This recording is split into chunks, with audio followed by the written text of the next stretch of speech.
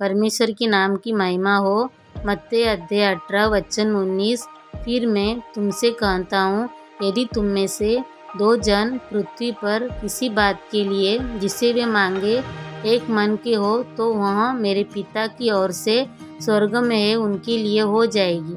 आइए अब हम बाइबल की एक छोटी सी कहानी सुनते हैं। एक दिन अन्ना का परिवार शीलो में भोजन कर चुका था, तो वह उठकर प्रभु के मंदिर गई।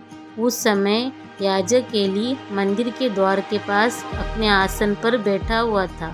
अन्ना दुखी होकर प्रभु से प्रार्थना करती थी और आंसू बहाती हुई उसने यह प्रतिज्ञा की, यीशुमंडल के प्रभु, यदि तू अपनी दासी की दयनीय दशा देखकर उसकी सुधि लेगा, यदि तू अपनी दासी को नहीं बुलाएगा और उसे पुत्र प्रदान करेगा, तो मैं उसे जीवन भर के लिए प्रभु को अर्पित करूंगी और कभी उसके सिर पर उस तरह नहीं चलाया जाएगा।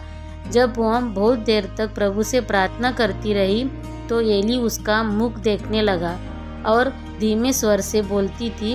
उसके होंठ तो हिल रहे थे, किंतु उसकी आवाज़ नहीं सुनाई दे रही थी। इसलिए एली को लगा कि वह नशे में है। उसने उससे कहा, कब तक नशे में रहोगी? जाओ और नशा उतरने दो। अन्ना ने यह उत्तर दिया, महोदय, ऐसी बात नहीं है। मैं बहुत अधिक दुखी हूँ। मैंने न तो अंगूरी पी और न कोई दूसरी नशीली चीज़। मैं प्रभु के सामने अपना हृदय खोल रही थी। अपनी दासी को बदचलन न समझे। मैं दुख और शोक से व्याकुल होकर इतनी देर तक प्रार्थना करती रही। एली ने उससे कहा, शांति ग्रहण कर जाओ, इज़राइल का प्रभु तुम्हारी प्रार्थना स्वीकार करे। इस पर अन्ना यह उत्तर देकर चली गई, आपकी कृपा दृष्टि आपकी दासी पर बनी रहे। उसने भोजन किया और उसकी उदासी दूर हो गई। दूसरे दिन वे सवेरे उठे और प्रभु की आराधना करने के बाद रामा में अपने घर लौट गए।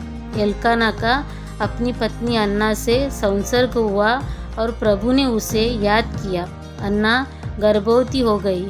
उसने पुत्र प्रसव किया और यह कहकर उसका नाम शमूएल रखा, क्योंकि मैंने उसको प्रभु से मांगा है। आमीन। आइए अब हम प्रार्थना करते हैं। परमेश्वर, इस वचन के अनुसार जैसे अन्ना ने परमेश्वर आपसे मांगा, बच्चा मांगा परमेश्वर, उसको आपने परमेश्वर पुत्र दिया परमेश्वर, और वो दुख से उसने मांगा था परमेश्वर, वैसे हमें भी परमेश्वर मांगने की कृपा दीजिए परमेश्वर, और अन्ना के जैसे हमें भी परमेश्वर आशीर्वाद दीजिए परमेश्वर। यीशु के नाम से मांगते पिता, आमीन। Thanks for watching. God bless you.